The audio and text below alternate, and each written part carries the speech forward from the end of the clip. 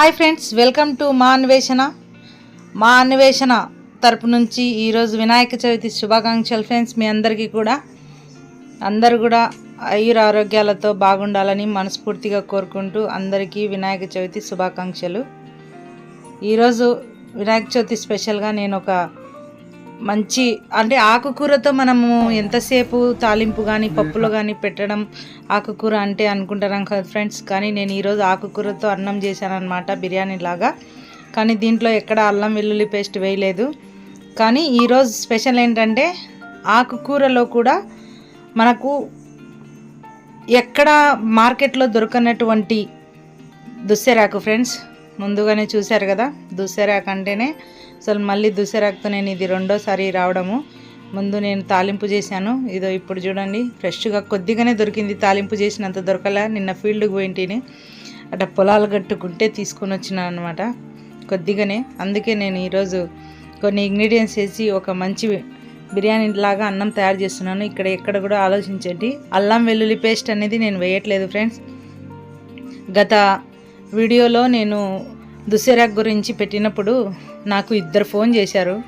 ఒకసారి మాత్రం మేడం ఇది ఎక్కడ దొరుకుతుంది, మేము దీనికోసం బాగా వెతుకుతున్నాము, దుస్సెరాకు అంటే ఎక్కడుంటుంది అని అడిగారు. ఒక ఆయన మాత్రం ఒక 15,000 రూపాయలు డబ్బులు ఇస్తాను మేడం, మీ ఫోన్పే వేస్తాను, 1 కేజీ దుస్సెరాకు పంపించండి అని అడిగాడు.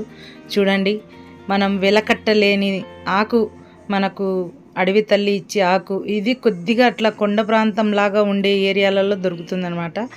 అంటే మరి కొండలు గుట్టలని కాదు, లైట్గా అట్ట ఎర్రమట్టి నేల, ఎక్కువ రాళ్ళు ఉండే చోట. ఇదిగోండి కొద్దిగానే దొరికింది నాకు నిన్న ఫీల్డ్కి పోయి వస్తూ ఉంటే, అందుకే నేను చేస్తున్నాను. కానీ మీరు ఈ దుస్సెరాకే వేయాలని ఏం కాదు, నేను చూపించిన విధంగా మీరు ఈ అన్నం చేసుకోవాలనుకుంటే కన్నా ఏ ఆకు అయినా, నేను ఇంతకు ముందు అయితే చిరాకు వేసేదాన్ని బాగా. చిరాకు అయితే చాలా బాగుంటుంది, దుస్సెరాకు కూడా సూపర్గా ఉంది. ఇలా అన్నీ కూడా డ్రై ఫ్రూట్స్తో సహా. మొక్కజొన్న స్పెషల్ ఫ్రెండ్స్ ఇది.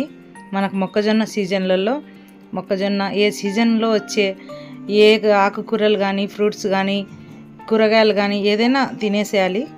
కాబట్టి నేను ఈరోజు ఇలా అన్నీ కలిపి అన్ని కాంబినేషన్లో రైస్ చేస్తున్నాను అన్నమాట. ఒక్కసారి ట్రై చేయండి, ట్రై చేసి తిని చూడండి. ఇంకా నేను పెసర్లు కూడా వాడాను, ఏంచి పొట్టు పెసర వేయాలన్నమాట. చాలా బాగుంటాయి, ఏంచి వేసుకోవాలి ఫ్రెండ్స్. ఎప్పుడైనా కానీ అట్లే పచ్చి వేసుకోకూడదు. చాలా అంటే చాలా అద్భుతంగా ఉంటుంది అన్నమా. చూడండి, నేను ఈరోజు వినాయక చవితి స్పెషల్గా ఈరోజు చేశాను అనమాట. సూపర్గా ఉంది ఫ్రెండ్స్. అసలు ఉడుకుతా అంటేనే మంచి వాసనతో అన్నము, పాత బియ్యము, చాలా అన్నమైందని మొన్న మా వీధిలో భాషన్న చెప్పాడు. అక్క నువ్వు పెట్టిన మట్టికాయ తాలింపుకి నేను అన్నం ఎత్తుకొని మీ ఇంటికాడికి వద్దాం అనుకున్నా నేను అని. అట్లా ప్లేట్లు అయితే తీసుకొని రావద్దు ఫ్రెండ్స్. ఇది నేను చూపించేదానికే. దీంట్లో కాంబినేషన్ రాయలసీమ ఒక 100 సంవత్సరాల క్రితం ఈ పచ్చడి అన్నమాట. శనక్కాయల పచ్చడి అంటారు మా సైడు. ఈ శనక్కాయ విత్తనాలు వేసి ఈ అన్నంలోకి ఈ పచ్చడి కాంబినేషన్. నేను అన్ని పచ్చి కాకుండా ఏంచినాక చూపిస్తున్నాను ఫ్రెండ్స్ మీకు. రోటి పచ్చడి, శనక్కాయ రోటి పచ్చడి. ఇది సంగట్లో కానీ, అన్నంలో కానీ, చపాతీలో కానీ మీరు ఎలా తిన్నా కానీ మీకు ఇంకా చాలా అనుకునే వాళ్ళు ఎవరైనా కానీ మళ్ళీ 4 ముద్దలు తినాలనిపిస్తుంది, అంత టేస్ట్గా ఉంటుంది. చేసే విధంగా చేసుకోవాలి. చూడండి, ఇలాగే చేయండి సేమ్, చాలా బాగుంటుంది ఫ్రెండ్స్. నా వీడియో మీకు నచ్చినట్లయితే లైక్ చేయండి, షేర్ చేయండి, కామెంట్ చేయండి, ముఖ్యంగా సబ్స్క్రైబ్ చేసుకోండి friends. Please subscribe my channel. తర్వాత కూడా నేను దుస్సెరాకుతో ఇంకొకలాగా చేయాలనుకుంటున్నా ఫ్రెండ్స్. కడుపులో గడ్డలు, నీటి బుడగలు, అధిక రక్తస్రావం జరిగే వాళ్ళకు కూడా ఇది పచ్చిదే ఒక రెమెడీ చేయొచ్చు అనమాట.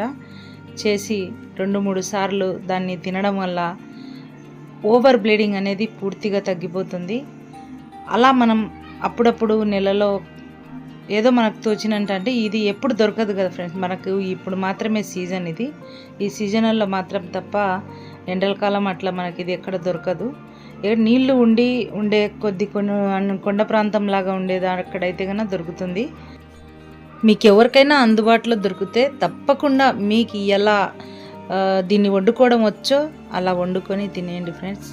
ఇవి ఎంత బలం అంటే మనం ఎక్కడ తిన్నాక మీకే తెలుస్తుంది, అంత మంచిది ఫ్రెండ్స్ ఇది.